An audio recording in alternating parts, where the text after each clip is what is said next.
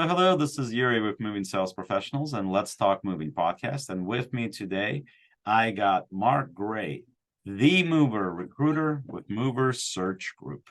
How you doing today, Mark? Fine, Yuri. Thanks so much. Thanks for this opportunity. We've been trying to get together for a while. We finally made it happen. Thank you so much. Yeah, no, thank you. Thank you. I was looking forward to having this conversation, so really appreciate having you on. So, as always, how did you get started in the moving industry and what has led you to recruitment? Well, Yuri, what I like to say always is I'm a product of the industry that I serve. I grew up in the moving industry. My dad was a salesman and then a general manager, then an RVP for Beacon's van lines back in the 50s and 60s. And he was actually transferred by Milo Beacons himself back in the early 60s to open the first company store for Beacon's van lines in the Southeast, really the East Coast. So I grew up playing in the warehouse. I packed and I loaded during the summers, did a little bit of local driving, and eventually, after a short period of time when I practiced law representing trucking companies, I got into the recruitment field. So that's what I do. I recruit for the moving and storage industry.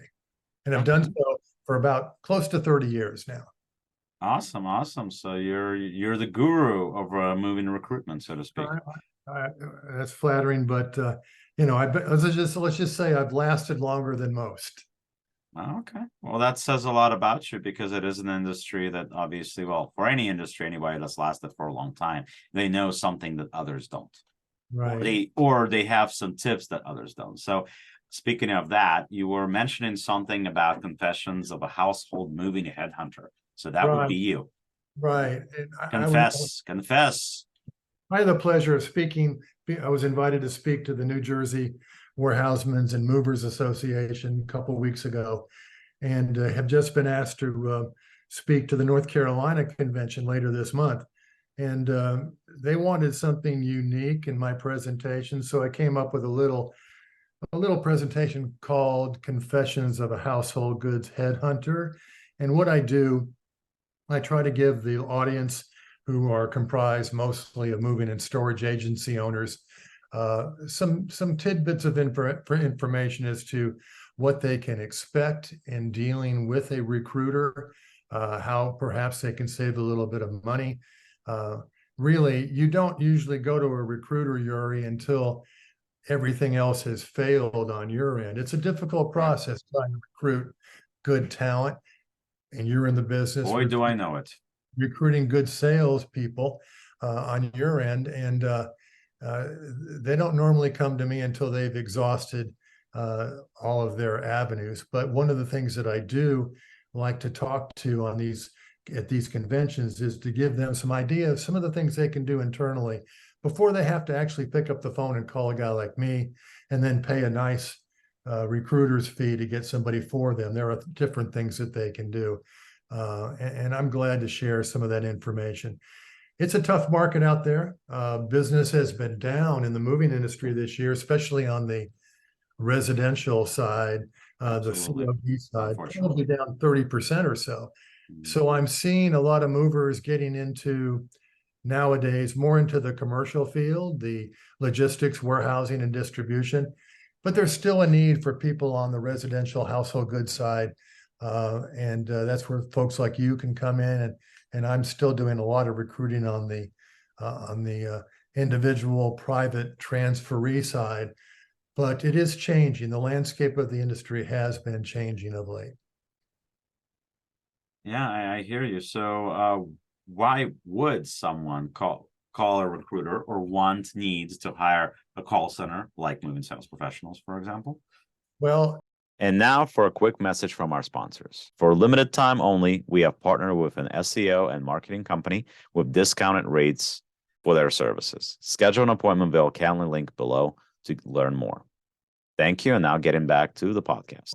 First of all, a guy like yourself and your company, you've got access to a database of professionals or people that are experienced in marketing, selling, handling call center information for generating leads or following up on leads. So you'd call somebody like yourself or myself because we have a database, we have a track record, we have a performance results that we can represent to our potential clients.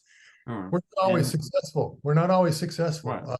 You, Well, what people got to realize, whether you're using a recruiter or whether you're using our service, which we're not technically, we are a recruiter, but yet we're not, because we hold our salespeople in-house, we train our salespeople in-house. So we're doing all that here. But yeah, sometimes, I mean, if you call me last minute, I may have a salesperson that's available to go right away, or I may have to tell you, hey, you got to give me 2 weeks to have somebody for you. exactly. Sometimes it's successful, sometimes it's not, but you got to remember, in either case, we're dealing with strong personality in the person that's the mover, that's the owner of the moving company, right? You have the way that you guys want to do things, right? You have the way that we as salespeople know we have to do things, right, in order to be successful for you. And then you got the sales rep, and sometimes the personality of the sales rep and the owner just doesn't match. And if that's the case, we may have another rep ready for you, or maybe it takes time for us to get somebody right up. That doesn't mean that we're bad or good. It's just you're dealing with real people. And when you're dealing with real people, you're dealing with real problems. People get sick sometimes, unfortunately. People sometimes have things that are happening in their family. They have to move. They have to do all sorts of things that changes the landscape of whoever's working for them. Mark may get you somebody that's just awesome, but 2 weeks from now, 3 weeks from now, something happens in his personal life, which leads that gentleman to make some decisions that he or she wouldn't make otherwise, that lead to a spiral that creates a bunch of bad things for you. Now, is that Mark's fault? No. Is that my fault? No, because they're people. It's real people, and real people have real problems. Exactly. And now for a quick message from our sponsors. If you're a moving business owner, you may have already heard of Moversville, an email marketing service that helps moving companies increase, repeat, and referral business. But have you heard of Moversville Connect? Moversville Connect is an incredible resource for all things moving. They feature an array of vendors and services that cater specifically to the moving industry. You can find companies that provide moving software, moving sales services, marketing services, moving equipment providers, and much, much more. Visit moversville.com to learn more. And on my side of the ledger, as a recruiter, a true recruiter, one of the things that I must do when I take on a new client is to try to get an idea as to the culture of the company that I'm recruiting for. As you referenced, there are people that have different personalities, different ways of doing things. I have to ascertain before I start the search for a dispatcher or an operations manager or for a commercial or COD salesperson. I need to know what the culture of the company is. Also, I want to know the track record of their employee retention. What's their reputation in the industry? Do they have a reputation of turning over a lot of people? Because that's going to make my life and job more difficult if I get on the phone and I start calling contacts and said, hey, I've just been retained by ABC Moving Company and they want a good local dispatcher and you've been in my database and I want to know if you'd be interested in talking to them. If they come back to me and I start getting feedback from potential clients saying, hey, no way am I going to work for ABC, they just don't keep people on board, I will take that information and get back to my client and say, look, we've got an image problem, we've got a reputation problem. Either we're going to address it and make some changes, hopefully, or it's going to be a difficult process trying to recruit for you. You probably find the same thing on your end of the business, Yuriy. You're talking to people who have a track record of not treating their sales personnel in the proper way, or rewarding them or compensating them in a competitive manner. Well, And I mean, I'll be honest with you. I'm not, and I'll say this to anybody, that I'll say it to any other moving company that comes on board for me. First of all, if you're a moving company that is not licensed, if you're a moving company that has a bad rating, please don't call me. Please, you're gonna save me time and you're gonna save yourself time. Amen. Amen. I do not want a client that does not care about his company. I do not want a client that does not care about building a brand. I do not want a client that does not care about longevity of his business in the industry. And I do not want a client that has no problem changing the name of his company 10 times. I do not want you. I want people that care about getting somewhere, about building some sort of a reputation, the good reputation, preferably. I want people that care about building something and leaving something for their children. That's who I want. I want you to care, because that's the people that I hire. I hire people that have a conscience.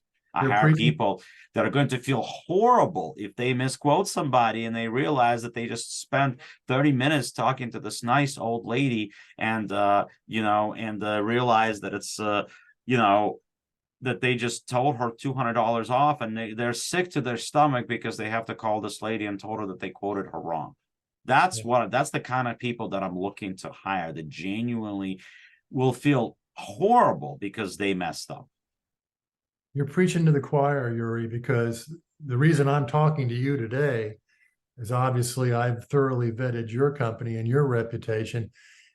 As I get older in this industry, even though I've been doing it for, like I said, close to 30 years and working in the industry before that, and as a salesman, as a loader, as a packer, as a local driver, the biggest thing I find myself doing now, even more so than recruiting, is being an advocate for the moving and storage industry, and somebody who professes to only want to deal with legitimate, licensed, ethical moving companies. Those are the people I want to associate with, because there's too many. I don't need to tell you, and the movers themselves, they know that this industry is replete with rogue movers out there, the people that take, quote, a low ball price, get the furniture on board, and then hold it hostage until more money is paid. You want to get rid of those types.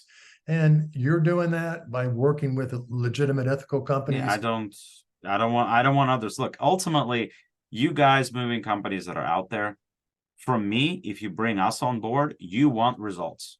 Right? You want results because whoever was doing your sales before, whether it was you or it was another call center that doesn't work the same way as we do, because we're a lot more thorough than anybody out there, right?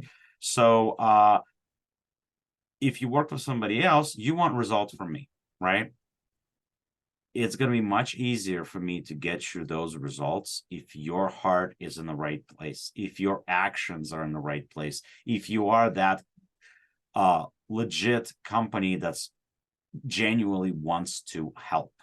Then yeah, I mean, obviously we're all in business to make money. But if we happen to truly help somebody in the process and make sure that they have a good experience, that makes our job that much easier, because that's going to create repeat business, that's going to create referrals, that's going to create just a genuine good feeling about you. We want to be part of that solution. We don't want to be part of the problem.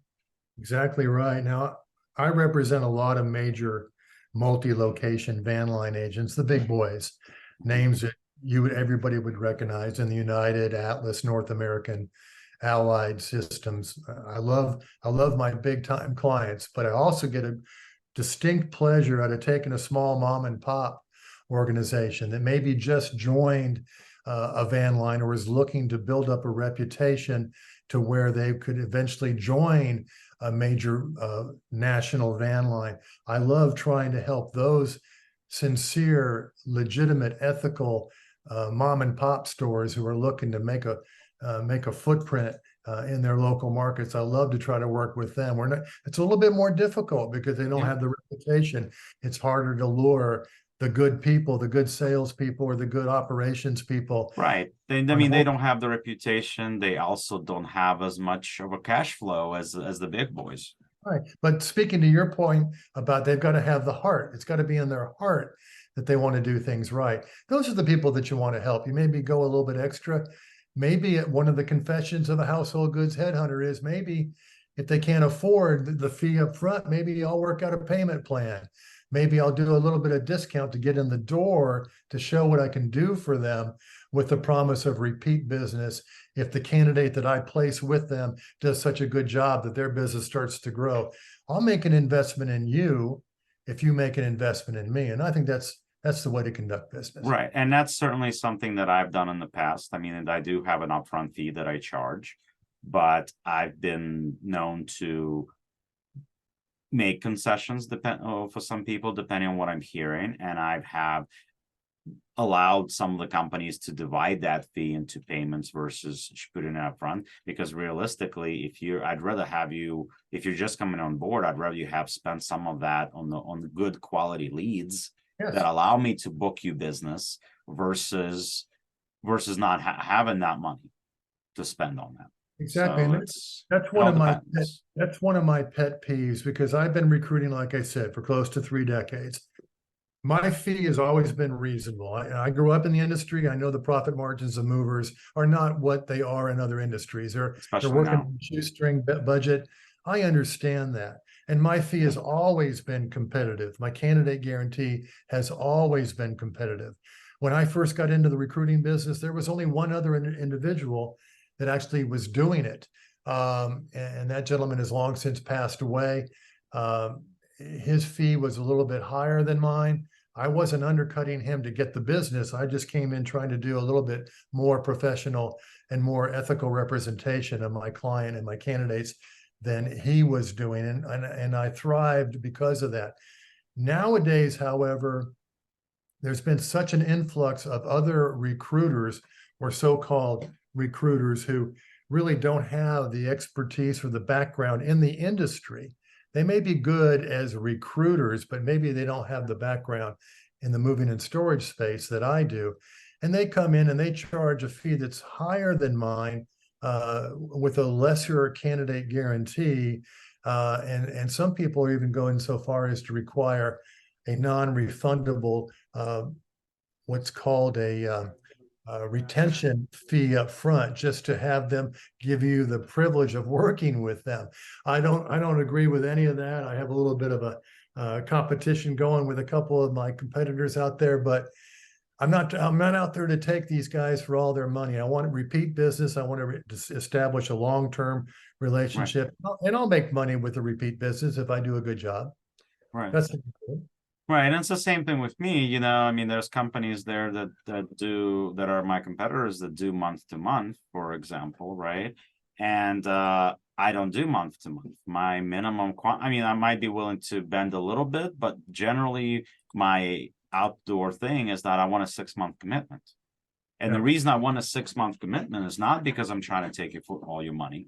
It's because I feel in order for you to truly see what my company can do for you, you need 6 months, because obviously if we start right now is the slow season. So if what we do for you now between October and February, if you're happy with those results, you're going to be happy during the summer. right. Exactly. Right. So it's like, it's more for the fact that I want to make sure that you're committed to the cause, because a month or 3 months is going to tell you absolutely nothing, because the leads that you're buying right now that we're getting, there are people that are moving this week, next week, a month from now, 3 months from now. So you're not going to see the effect of follow-up that we do. You're not going to see the true booking that we do until that time goes by, because in sales, what a lot of moving companies don't realize, and this is a sales technique going to my fundraising days, is that you got to build a pipeline. A pipeline for sales. That means you line up people. So you're talking to people that are moving 3 months from now, 6 months from now until then, right? And you're talking to them consistently. You're following up with them consistently. You're calling them all the time, texting, emailing all the time, right? And you're building that. So then once those chips start falling, by the time you get to that 4th month, hopefully you already have like extra 20, 30, whatever jobs on the calendar from all that previous work that you've done before. And those months really start ramping up for you. And then you start seeing your repeat customers, people that move every 6 months, and then 8 months, and then a year. And it just starts, that once that ball starts going, you're on the roll. But of course, you got to do other things besides the sales that we do for you, right? You need to be able to, I always find with my years in the industry, which at this point are past the 20-year mark, you're basically want to make sure that you're catching the wave. What I mean by that, you want to catch when the prices are going up at the right time, and you want to catch when the prices are going down at the right time. If you're able to do that consistently, you're a genius, you're great, and your calendar will always be full. You're talking about investing, having the client invest in you. It goes back to what I said. Yeah. The client needs to invest in you because you're investing in them. And that 6-month period that you're talking about is probably a reasonable and feasible commitment, given what you're doing. One of the good things I like about what you're doing is the fact that in the moving and storage industry, of course, it's always been the talk of the industry that we're losing too many drivers, and that's known throughout. But the second largest rate of attrition these days, other than drivers, are residential salespeople in the moving industry. Mm-hmm. We're losing those people at a greater rate than we ever have before because it's been frustrating, discounts, whatever come into play. COVID didn't help, obviously, but things have changed and we've been losing a lot of residential salespeople. I would imagine a service like yours could help fill that void and rebuild that sales staff and those leads that have Well, been. what I've always said is that I was always talking from the day one when we do this. My idea was about putting professional salespeople in, for professional sales in general, putting that into the moving industry, because that's something from day one when I started doing sales for a moving company, which was back in 2003. From day one, I felt that that was what was missing, because no matter where I went, and of course, sorry, I'm tooting my own horn here a little bit, but no matter what moving company I went to work for as a sales rep or as a sales manager, there was not really, I maybe saw once where there was a salesperson that was on the same level as me, and I admit that. But the rest of the time, they didn't do half the work that I did. They didn't put half the effort in that I did. A lot of them sat there waiting to be called versus doing the legwork. Exactly right. I think I told you the story earlier about when I first started doing COD sales. Mm-hmm. This is before the days of the internet stuff, and you couldn't get the leads or the multiple listings on the internet. I lived in an apartment down the street from a realty company, and I got to know the day every month when the new MLS listings came out. And that night I would go and I would dumpster dive into the real estate office's dumpster and pick up last month's MLS listing books, and I would use that as a lead source for me. So you gotta go the extra mile, and that's what you're talking about. Yeah, you got to, if you want to be successful. If Right. you're not and the thing is this, especially right now when we go back to the moving industry, the companies that have been around for a long time, they gotta get creative. I say that a million times on almost every podcast, it seems, but it's like, with what's going on right now, you cannot, just because something worked for you for the past however many years you've been in the industry, it's not working anymore. So you got all these new entrants to the market, new moving companies that are coming in that are having a much more focus on social media, much more focus on Google, much more focus on whatever they're doing. Like, you have a lot of people that are now they're on Facebook, they're on Instagram, they're on TikTok, they're doing all these additional things. If you're an older company that doesn't do that, well, guess what? If you don't start doing it, those younger companies, even though they don't have your 20, 30, 40, 50, 60 years in business, they will pass you by if you don't change the way that you operate. You have to adjust to the market that's around you. Like you were saying, Mark, regarding being the creature of the industry or what's around you, we all are that way. And if we don't adjust, we're going to be the dinosaurs. Exactly. And that's why companies like All My Sons and 2 Men in a Truck have thrived, because they adopted those methods of marketing and Facebook and internet moves, and to the detriment of the traditional van line agents who were slow to the table in adopting those types of practices. But there's been a change, and thankfully I see a big change amongst a lot of my clients, and they're getting more aggressive in other arenas, in addition to diversifying, like I said, more into the commercial logistics, warehousing, and distribution arenas as well. So I'm optimistic about the industry. We're going through some tough times right now. Yeah, yeah. There's always going to be a need for a moving and storage company out there. There always will be a need. No, people, I mean, it's the market that, yeah, I mean, it might be down for a little bit right now, but it will rebound. Absolutely. When that's going to happen, that's as good of a question for anybody right now, really. When is the housing market going to rebound? Anybody know? I don't. Not right now with the interest rates at 8%. That's Yeah. not going to be a lot of movement going on. Yeah. So we all have to bite it and make sure we come up with creative things to run our business that's going to attract people to us. That's why I like companies like Move for Hunger for Adam. I think anything like that different, like that charity or something else, I mean, whether it's Habitat for Humanity or any other nonprofit that's out there that you can see as a way to partner with your moving company to some sort of extent. I think anything like that separates you from your competition, you got to do. Absolutely. Absolutely. I agree 100%. Okay. And my always fun story that I always have, it was back from my sales days. And you want the real salespeople. You don't want the customer service people. You want the salespeople. My favorite story has always been this. When I used to do fundraising, we used to do fundraising for Democrats once upon a time. It was a very long time ago, going back to Howard Dean. So my favorite story was this. I'm down to asking this lady to do $10 a month. Okay, the contribution to Howard Dean campaign. And I'm down to, lady, you probably spend more than that on your dog food or your cat food in a week. Yes, but my cat cuddles with me. Well, ma'am, if I could send a few good Democrats over your house right now, I'd do it. Now you're talking. At that point, we're both laughing. And then she comes down. She's like, you're a good salesman. I'll do it.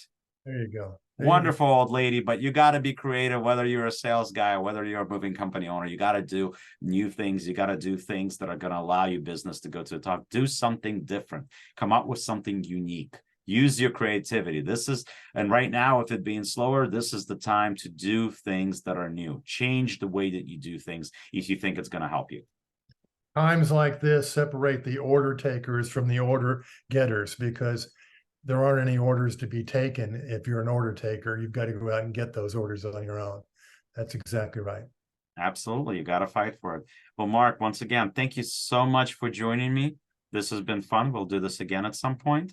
And as I always say, the world moves on its own, so let the professionals move yours for you. Thank you for joining us for a podcast. Mark, thank you so much. Pleasure. Enjoyed it. Take care. And we'll see you all soon. Thank you. Bye-bye.